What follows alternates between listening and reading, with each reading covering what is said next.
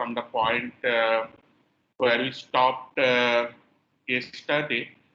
So yesterday we were discussing about different kind of routing protocols. Just to recap that we had two broad different classes of routing protocols.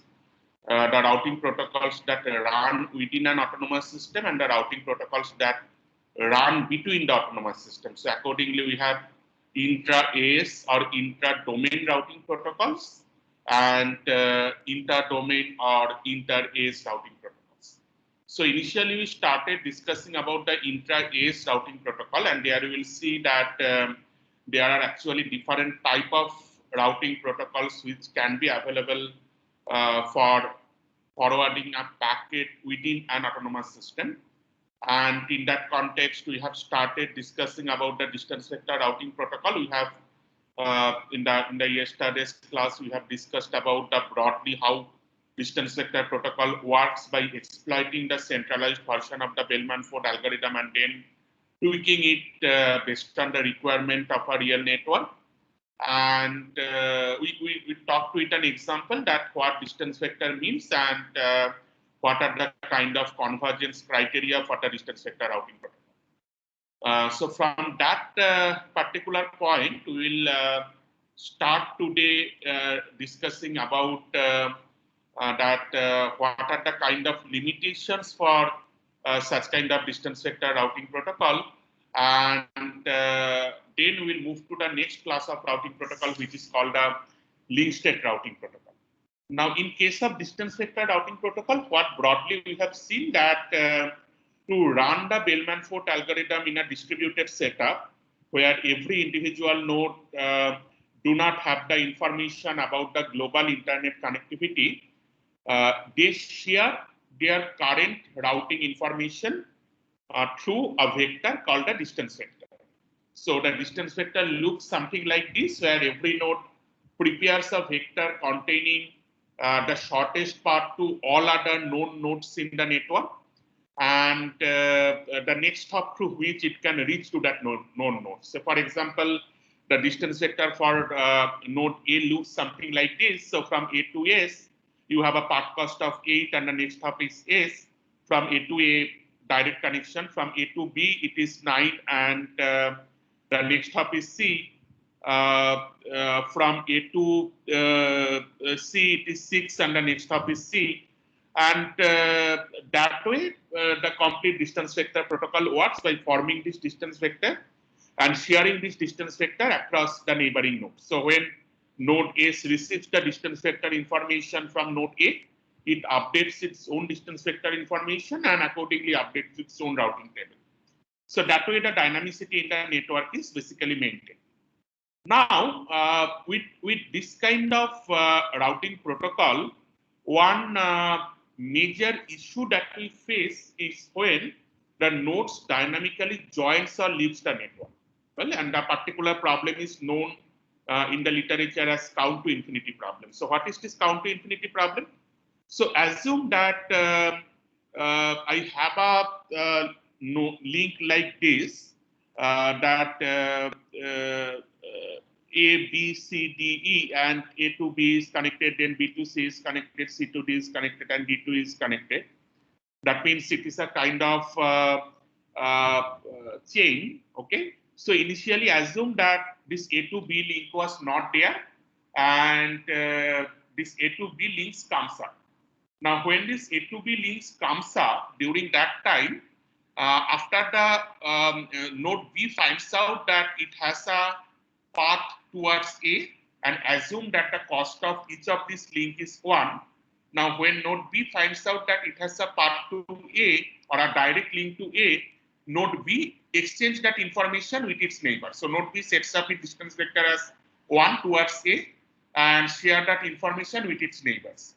Now, when node C receives that, node C finds out that, well, now B is announcing that it has a new path to A with a link cost of 1 and B to C cost of is also 1.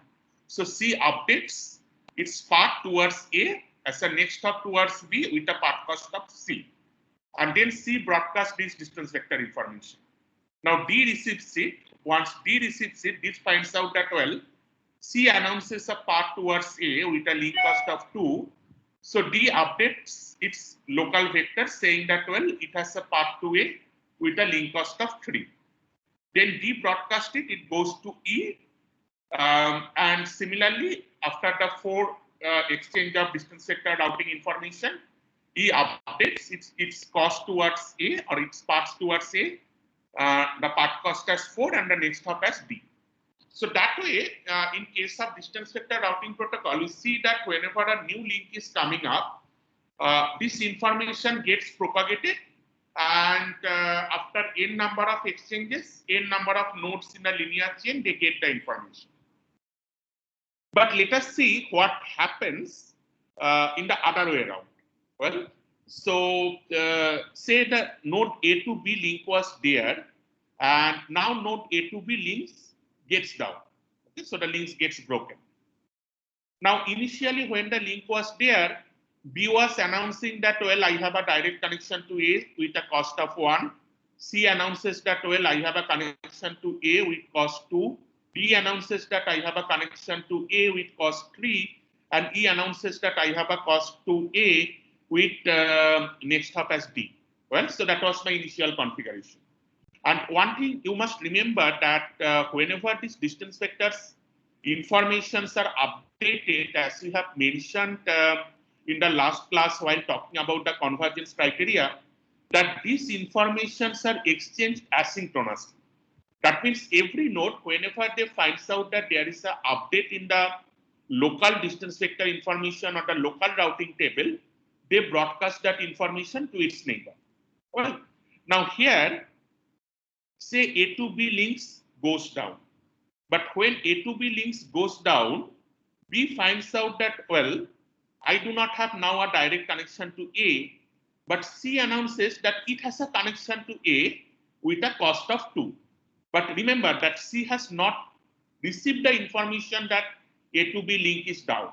Well, C only knows that it has a path to A, and that path cost is 2. Well, now when B receives that information, B falsely imagine that, well, C has a path to A and the path cost is 2. Well, and B updates its information as 3. Similarly, D receives that information from C and it was the updated information as 3. Now what happens that B, once it updates this information, B broadcasts this updated distance vector packet, and once it reaches to C, C now finds out that B is announcing that it has a cost to A of 3. Then what C does, C updated it cost as 4 and C rebroadcast it. Now when C is rebroadcasting it, again B receives that information. B falsely imagine that C has a path to A with a cost of 4, and B updates its path cost as 5. Similarly, D updates its path cost as 5. So that way, what is happening that after every exchange of the link state packet, the distance vector packet, every node is updating based on the previous information, but every node is assuming that the other node has a path towards A, but actually there doesn't exist any path towards A. And that is actually the problem in case of link state routing information. You can claim that, well, we'll put a maximum threshold on the number of these values.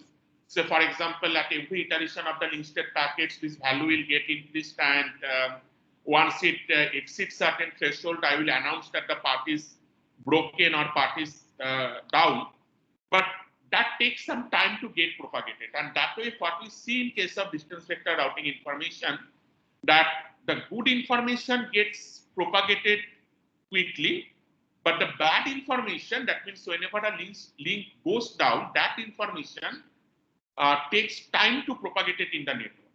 It doesn't immediately gets propagated with the distance vector routing protocol. And this particular problem is known to as the count to infinity problem. Now, in the literature, people have tried to solve this count to infinity problem in multiple different ways.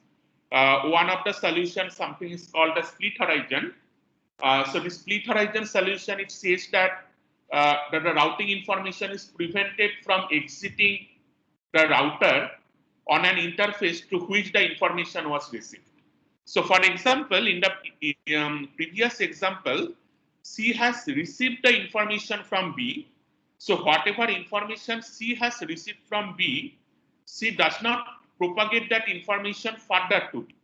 Okay, so that information C propagates to D, but if C receives certain information through this interface, which is connected to D, C does not rebroadcast that information to that interface. Well, so that way for this kind of chain network, you can see that this problem gets solved.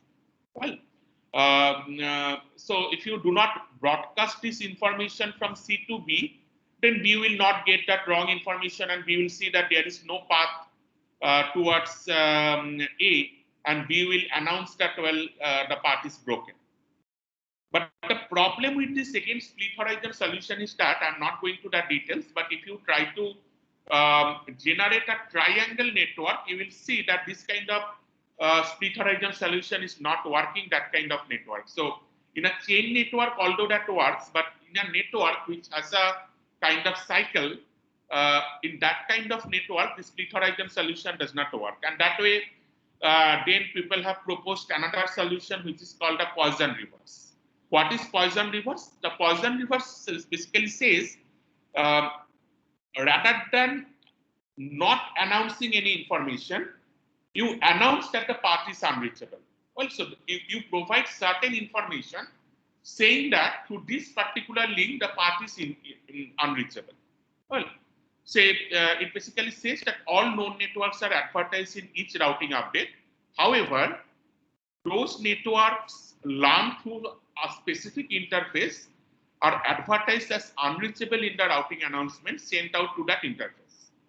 Well, so that means whenever B is receiving certain information or B is broadcasting certain information and C is receiving that information from B, whenever C is announcing that information further to B, C says that through myself, that particular link to A is unreachable.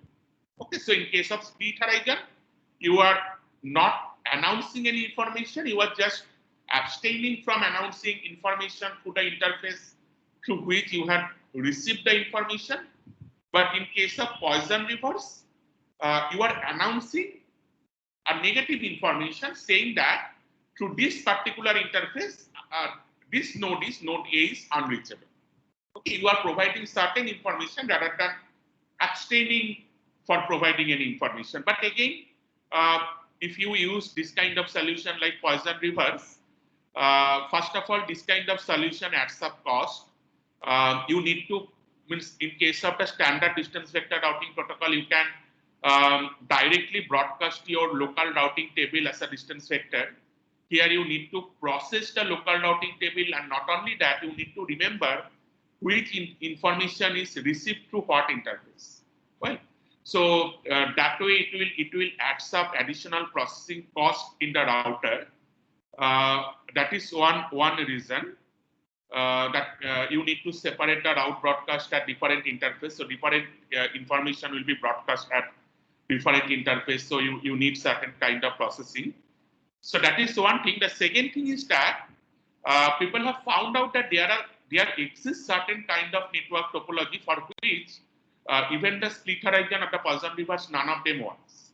Right? So that kind of topology actually exists. So because of this kind of reason, we practically do not use such kind of solution like the split horizon of the Poisson reverse. Well, what we typically do that we assume that, well, this count to infinity problem may exist in a autonomous system, but with the assumption that these autonomous systems are not that large, it will have maximum certain 100 or 1,000 number of routers, even in case of a large autonomous system.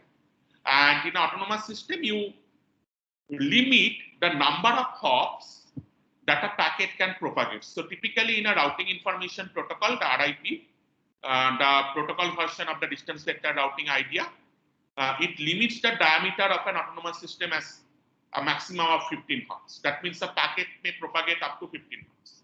That means in case of a count to infinity problem, after every exchange of the distance vector packets, whenever your link cost goes beyond 50, you announce it as an infinite or not reachable.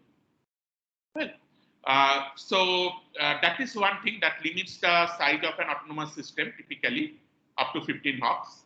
The second problem with such kind of distance vector routing protocols is that it has high signaling overhead. You need to periodically broadcast the distance vector table. This can increase the network bandwidth utilization because this is in-band signaling. So what is meant by in-band signaling? In-band signaling means that the bandwidth that is being used for data communication, the same bandwidth is used for this control message propagation. So typically in a wired network, we use in-band signaling. The same bandwidth is shared between the data packets as well as the control packets. And remember, this routing protocol, the type of packets they forward is the control packet. It is just to management purpose of the network. It is not carrying any user data as such. So that way, as you need to periodically broadcast the local routing table in the form of distance vector, it adds up signaling cost in the network. And this algorithm is relatively slow to convergence. You require information from all the nodes in the autonomous system to get it converged. Okay, so these are the typical problems for a distance vector routing protocol. Okay. Let me know if you have any doubt up to this point, any doubt, any query, or anything you are not been able to understand that you want me to Sir, sir, what do we do when the weight of some edge increases? How do we update it? When the weight is increased, you need to rebroadcast the updated distance vector table, and the same way things get propagated, it will get propagated. So that is again a kind of nice question. So there also we face the problem of such kind of count to infinity. Right? So if your weight gets reduced, that is good, okay, because you are providing a kind of low cost alternative path. Your path cost is getting reduced from the previous one, so that will get propagated nicely. But if it gets increased, then that might be a problem. So for example, the earlier cost of A to B was 4, now it becoming 10. Okay, so she will see a older cost and she will announce that I have a path with a lower cost, and that way that cost information will keep on getting propagated. Okay, so that way is the same kind of problem we face even when the part cost gets updated. So if you are reducing the part cost, that means if it is a good information that your part cost is getting reduced, that will get propagated quickly. But if it is increased, that means the bad information, it will take time to get converged. Sir, but then after all, we are taking minimum in that Bellman food algorithm, right? So wouldn't it be the case that it will not be updated to that uh, value after the value was increased? No, after this value was increased, see what is happening when C will, so here the example that I was talking about. So A to B path cost has increased, right? Now, when A to B path cost has increased, B will find out that it has an alternate path to C, and B will take that information. Well, and B will update its own local path. But that updated path cost, B will broadcast it once. Well, so when that information will reach to C will find out that, well, so say you just put up certain values rather than all ones, okay? So make it say A to B as 4, B to C keep it as 1. So what will happen when A to B is increasing to 4, this C will say that it has a path with cost 2. That information will get propagated to B. B will say that, well, it will update to 3. Now this 3 information will again propagated back to C. Well, C will get that information that, well, it is the path cost of 3. So it will update it to 4.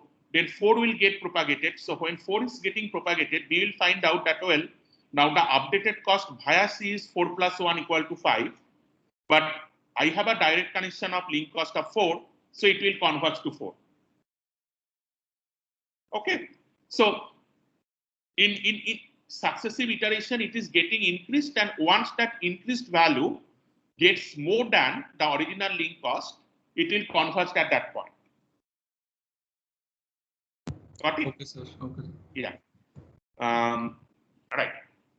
So that kind of issue might come, and the interesting fact which might happen in between is like, so in the in between process, there you see that there was a kind of local routing loop, that B was assuming that it has a path through C, and C was assuming that it was a path through B. So in between, if any data packet comes, the data packet will get on a kind of cyclic routing between B and C. Okay, so that is the kind of problem that we'll face. Any other query or any other doubt? Sir, Yeah. can we actually send these control messages along with the user data packets maybe? Intuitively, it seems that it might take delays, it will increase the delays, but can that be idea? That means you are saying that we will piggyback the control packets with the data packets. Yeah. Right? So that is actually done. That is actually done in some of the routing protocols, not in RIP or next one that we are going to talk about, OSPF, but in some protocols that are being done. But as you are mentioning, the problem there is that these control packets are kind of generic packets, whereas the data packets are very user specific. And these data packets, typically these control packets are kind of broadcast packet, and the data packets are unicast packet. So that way, these routing updates are asynchronous. But if we try to do that piggybacking, that might introduce further asynchronous behavior in the network. Say, for example, a router has two different interfaces, and in one interface, I get a data packet to forward and I piggyback the information. In the other interface, say my load is low, and I say packet say once in every 2-3 minutes. That means the routing information propagation to that particular interface will get delayed. Okay. So if you depend on the piggybacking kind of thing. So those are the kind of typical problems, and that's why ideally we try to keep this data channel and the control channel separate, and send separate packets over that. Means unless it is very much required or very much feasible, just like the example of TCP app. So I guess that you have studied in case of TCP app. TCP apps are typically piggybacked with the data packets. Right? So TCP app, the thing is that in most of the TCP communication, this communication is bidirectional. So that's why we piggyback the app with the data packet. But here, because we need to broadcast in different interface, and the scheduling of packets at different interface might be different depending on the load. So that's why we do not apply that optimization. Well, typically we do not apply that optimization. The popular protocols like RIP, OSPF, they do not apply that. Understood. Thank you, sir. Okay. Anything else? Sir, sir, in this RIP protocol, if one node is say rogue and it broadcasts that every other node has one distance 1 from it, then it can potentially route all the packets through it. Yes, right? it So can do. It can do. Security problem. Yeah, that is actually, yeah, in your terms, that is a security vulnerability that can happen. Well, I will share. So after this class, I will upload all the slides, and I will also share one very recent research paper. I think it got published in 2019 or 2018 SIGCOMM. It has exploited this idea for a nice protocol design. Well, and the idea was that, say, typically in a large-scale network, we put the firewalls in the gateway router. Well, so these firewalls or this intrusion detection system, it basically analyzes the packet and it determines whether certain attacks are going on that packet or not. Now, say for example, in our IIT Kharagpur network, we have this IDS or the firewall at the gateway router of CIC. Now, people try to propose alternate approach. Say, for example, all my paths might not be that kind of secure vulnerable paths from the security perspective. Some paths I know that it is always going to send the correct data. Okay. So, for example, there are some trusted users who are not going to exploit the network that I know, and for that particular paths, I do not need to unnecessarily put a firewall. Well, so one example is like for the campus residence network, they typically do not put a firewall, but they typically do not use any kind of proxy or anything. Well, in such a case, the thing is that, see, if I this particular paper proposed a nice idea that, well, sometimes it might require that I have certain data packets which are kind of susceptible packets. So it is possible that those packets have been generated through some attack. Well, and I want to redirect those packets to the path where the firewall or where the intrusion detection system is installed. Okay, how I am going to do that? So the typical approach that people apply is like apply some kind of static routing.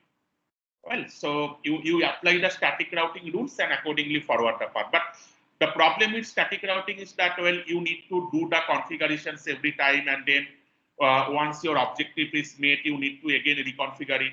And they have exploited this idea that you have mentioned. They have put up some RAG nodes, which periodically broadcast that, hey, I have a shortest path to myself. Okay. And that way it propagates the information, and the nodes keep on forwarding that information to that particular node. So that was the idea they exploited. But typically this, as you have mentioned, this is a kind of security problem in case of distance vector routing, and the practical implementation of distance vector routing in multiple, in the commercial routers, they apply some kind of secured mitigation technique of distance vector routing information. So they put some kind of cross-validation information of the routing metric. So for example, they send some probe packets. By sending that probe packets, they measure that what is the actual link cost in terms of if you are going as the inverse of bandwidth or if you are going as the kind of delay. So what is the approximate link cost, and whether that link cost is have a correlation or have a kind of positive correlation with the information that is being announced by the router or not. So that kind of techniques are actually implemented in the commercial routers to avoid this kind of attacks. Okay. Anything else? Any other doubt?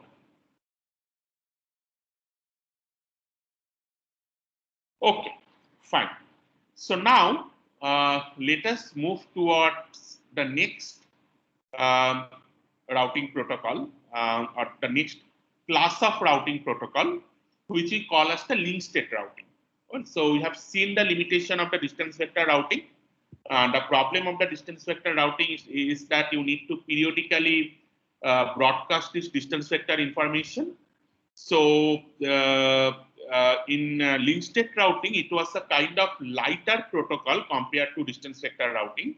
So in 1979, so as I was mentioning earlier, that the distance vector routing protocol was the original routing protocol in ARPANET. In 1979, the ARPANET routing protocol was replaced by link state routing. Okay.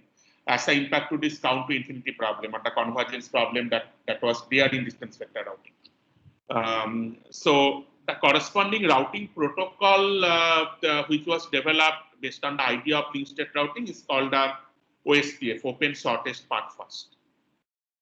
Now this link state routing protocol is actually fairly simple. What it does, that it discovers the neighbors and learn their network addresses. It set the distance or cost metric to each of the neighbors. It constructs a packet telling all it has learned. Then it broadcasts this packet.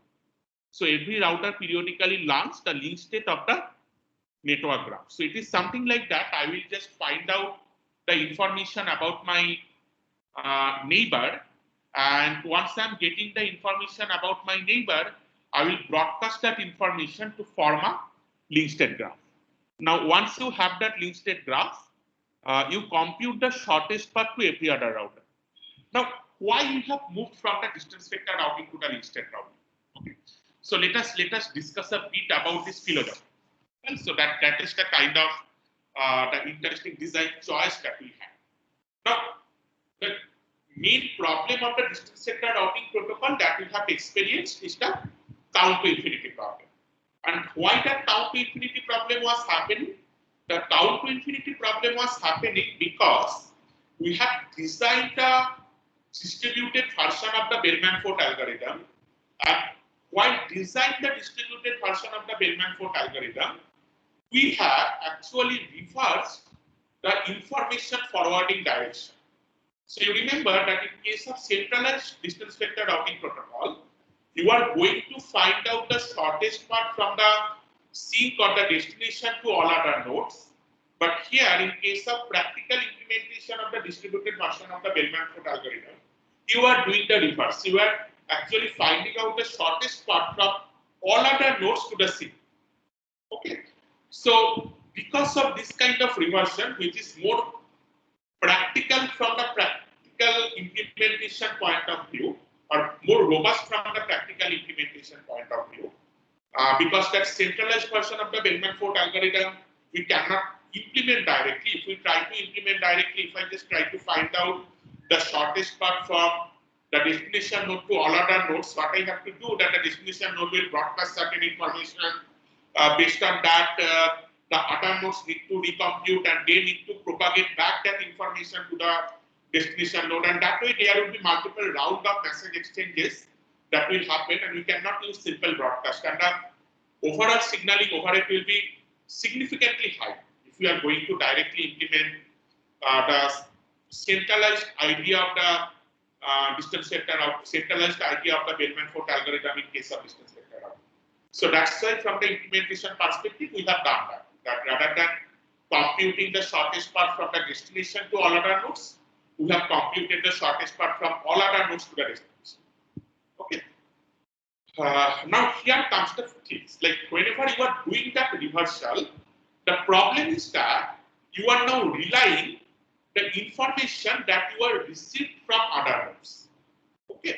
And because of that, what we have seen that you might get a false information, and these updates are happening asynchronously, because of which you might get a false information, and accordingly it takes time to converge the kind of bad information or the information that particular link is down or a particular link is broken.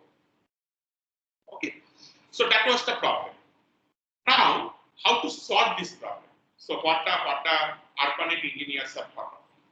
The ARPANET engineers have thought of it in this direction, that well, the source of the problem was making a distributed version of the Bellman-Ford algorithm for practical implementation. And why we are bound to design that? Because we didn't have the entire network graph.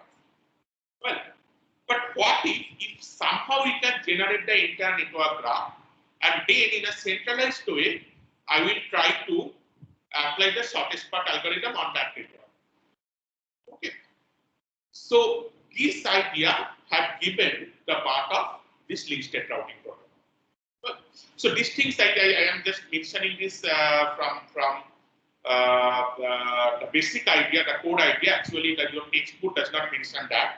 So that's why my suggestion to you is that always think of that whenever you are learning a new protocol, that what is the basic design philosophy of that routing protocol.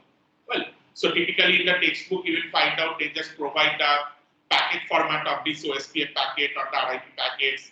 And all these things actually you can just find out by doing a simple Google search. Well, what you have to learn is like the idea behind it. Well, why you have designed the protocol in such a way. And here is the idea.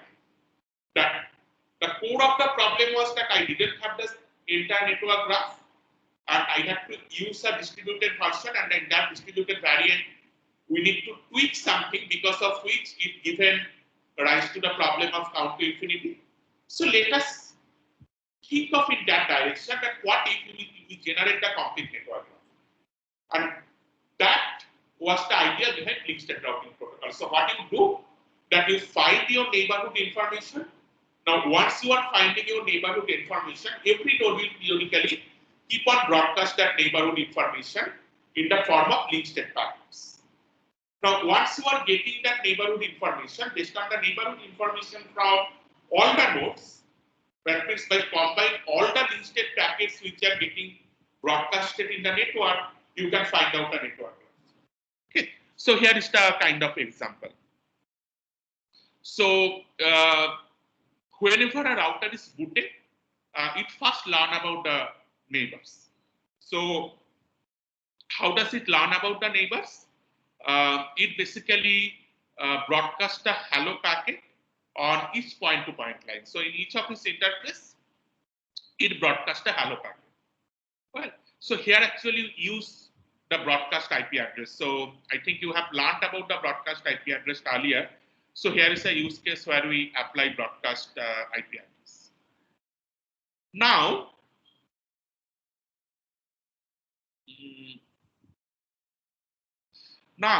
once a router receives a hello message, it sends back its identity. So the router receives a hello message from another router. It learns that, well, this particular router is connected with me via directly. So it broadcasts its identity, or it basically unicasts its identity to the router who has broadcasted the hello message. Okay, so here is an example. So say these individual routers, they are connected to the host via these switches. Okay, now whenever the routers are getting connected to the switches, the routers is broadcasting the hello packets, and once it is broadcasting the hello packets, this other router, say R1 has broadcast a hello packet, so this hello packet will be received by R2. When R2 will receive it through this interface R2 ETH1, it will send back its identity to R1 ETH1. And that way we'll get a network graph of something like that. So for every interface, I will have a kind of node in my network graph. So my node in the network graph will be R1 ETH1, R1 ETH2, R2 ETH1, R2 ETH2, and so on. Now this R1 ETH1 is sending a hello packet to R2 ETH1, and R2 ETH1 is sending it back. That means R1 ETH1 and R2 ETH1 is connected.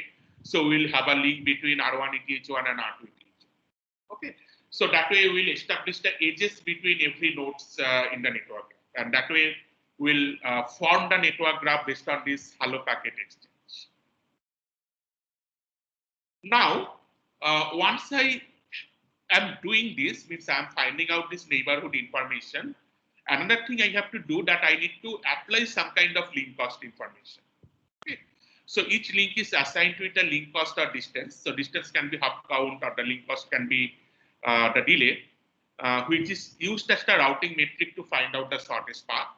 Now, what is going to be your exact routing metric? That is actually a configuration parameter. So as a network administrator, if you are implementing OSPF in your autonomous system, you need to also configure it, that what is going to be the routing metric for your OSPF protocol.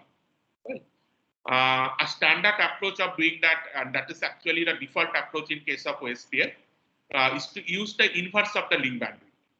Okay, so that means the higher capacity paths are the better choice. So use the inverse of the link bandwidth as the routing cost. Some networks use link delay.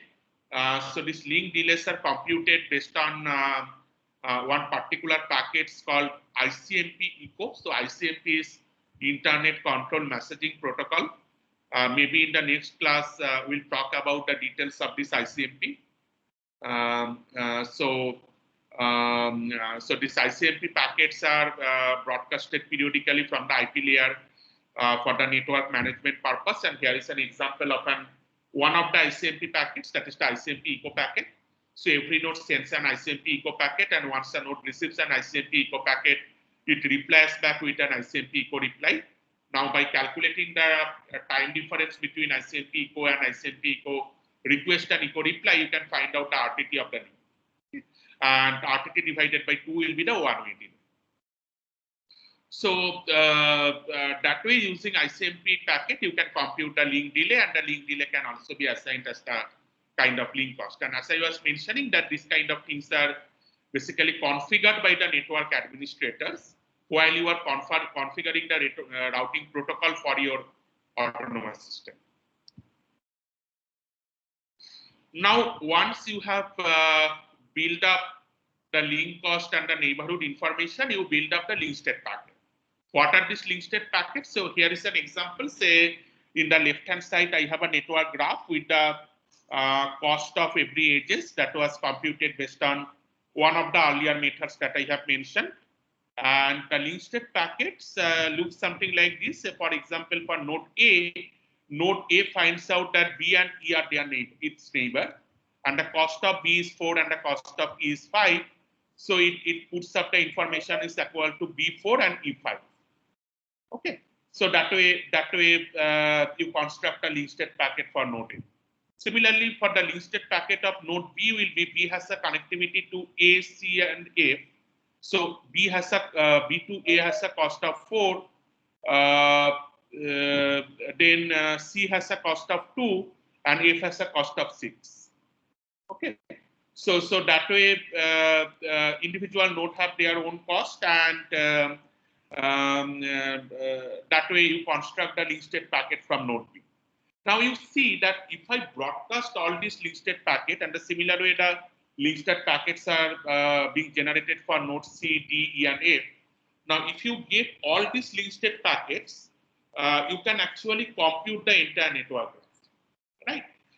So these link state packets are broadcasted. So A will broadcast it link state packet. It will reach to B. B will again broadcast the link state packet that it has received to A. So every link state packet will be broadcasted within the autonomous system. Now, once you are broadcasting this link state packet, that means every node can learn about the network graph. So see, while you can generate these link state packets from this left-hand side network graph, if I give you just the link state packets from these link state packets, you can also generate this graph which is shown in figure A, right? So you can get this, you can find out that, well, A has a path to B, A has a link to B with a cost of 4, A has a link to E with a cost of 5, so you can connect them accordingly and you can generate the link state packets. Well, so that way, once the link state packets are broadcasted, every node can generate this network. Now, once the node generates this network graph, so here is the kind of how the link state packets are distributed. So all of the routers must get all of the link state packets quickly and reliably. Otherwise, if different routers have different information, there might be network inconsistency. So we use a protocol called flooding. So flooding means you broadcast it to all other nodes. Well, so the example that I was mentioning earlier. So each link state packet contains a sequence number that is incremented for each new packet set. Okay, so in the link state packet, you will see that there is a LS sequence number. So it contains the link state ID, it contains the advertising router, the router which is advertising this link state packet. So for example, whether node A is forwarding that or node B is forwarding that, like that. And it has a kind of sequence number. So the sequence number is to identify what is the latest link state packet from a particular router. Okay. Now, once you have that link state packet, as I was mentioning, that you can just broadcast these link state packets. Well, so these link state packets are broadcast to the entire network. And once every node receives that link state packet, it can construct a network graph.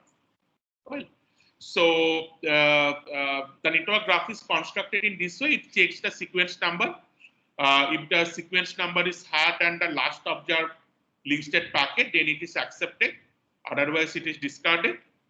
And the sequence number wraparound problem is not here because we use, in case of OSPF, say we use a 32-bit sequence number. And typically, one link state packet is broadcast every second. So that way, it will take a huge time to wrap around the link state packets. By the time the old packets will get deleted or will get stalled. So every entry in the router is associated with an edge that denotes the lifetime of an entry. So once that entry, that timeout occurs, then it rebroadcasts the link state packets. Okay, so that is basically used to delete the old entries from the routing table. Now to compute the new routes, so you need to construct the network graph from the link state packet. So just as I was mentioning in my previous example that once every node gets this link state packet and the link state information, every node can independently construct the entire network. Okay. So once this network graph is constructed, so in case of, remember that in case of link state routing, my overhead is this link state messages. Okay. But typically these link state messages are the less overhead compared to the distance vector routing information, because in case of distance vector routing information, it contains the shortest path information to all other nodes in the networks. That's why that typical size of the distance vectors are much more compared to this link state packets. Okay. And in OSPF, there are multiple different messages. That hello message, which is used for establishing the neighborhood, the database descriptor message that broadcasts the local routing database among the neighbors to check the consistency of the database information across the router. Then the link state request and the link state update packets that contains the link state information, and the link state acknowledgement packets that basically acknowledge a link state information that is being received. Now, once you are constructing this entire network graph in case of link state routing, you can actually form the entire network graph, and on entire network graph, every node can apply a shortest path algorithm. So either the Bellman-Ford shortest path algorithm or any other shortest path algorithm that is available. Well, now here the interesting fact is that what you see is that now it do not need to apply a distributed version of the Bellman-Ford algorithm, because every node has independently constructed the entire network graph. And because it has constructed the entire network graph, every node can independently find out, run the centralized version of the Bellman-Ford algorithm to find out the shortest path between any two nodes in the network. So that is the idea which is applied in case of link state routing. Now, if we look into the different kind of intra-domain routing protocols, so we have this distance vector routing protocol. We have the link state routing protocol. Indeed, there is a limitation of the link state routing protocol again, that if your network graph is large, as you can assume, if your network graph is large, you need to broadcast a large number of link state packets. That way, again, it will adapt to the signaling overhead. And ultimately, the ARPANET developers, what they did, that they have again put a restriction on the size of an autonomous system. They mentioned that even for the link state routing, you keep the maximum number of hops in an autonomous system less than 50, so that your link state packet does not become so high that your signaling overhead overshoots your data bandwidth. Okay. So that way, whatever intra-domain routing protocol you are going to use, whether it is OSPF or whether it is RIP, or there are other intra-domain routing protocols as well, that is called the ASAS protocol or something like that. So whatever protocol you are going to use, that particular protocol will have their own overhead, and that's why in the current internet, it has made as a kind of choice to the network administrator. So when a network administrator is going to configure their autonomous system, the network administrator will choose whether he or she is going to use the OSPF protocol or the RIP protocol. If they are going to use the OSPF or the RIP protocol, whatever protocol they use, what is going to be the link cost. So all these individual parameters are actually defined by the network administrator when configuring the router. Right?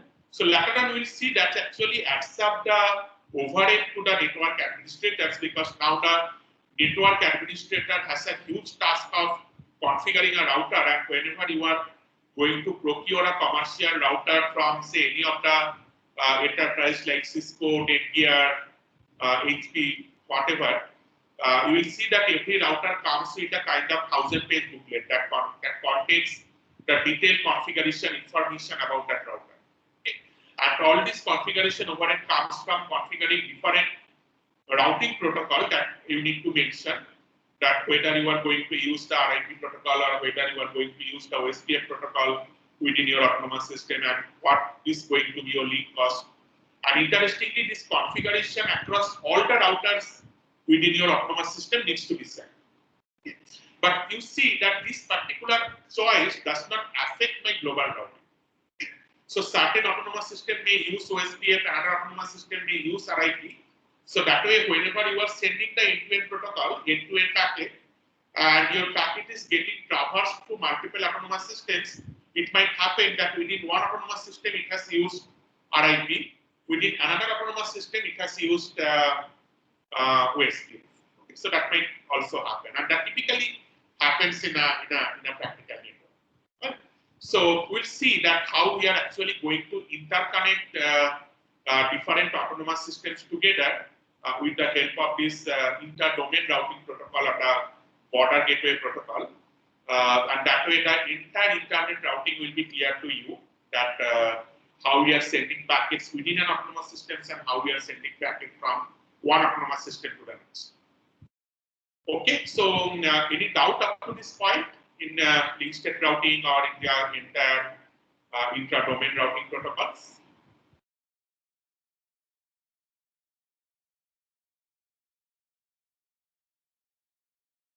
Okay, so then let me take a 5-minute break. So in my clock currently it is 9:05. So let us take a break till 9:10, and then we'll come back and start with this inter-domain routing.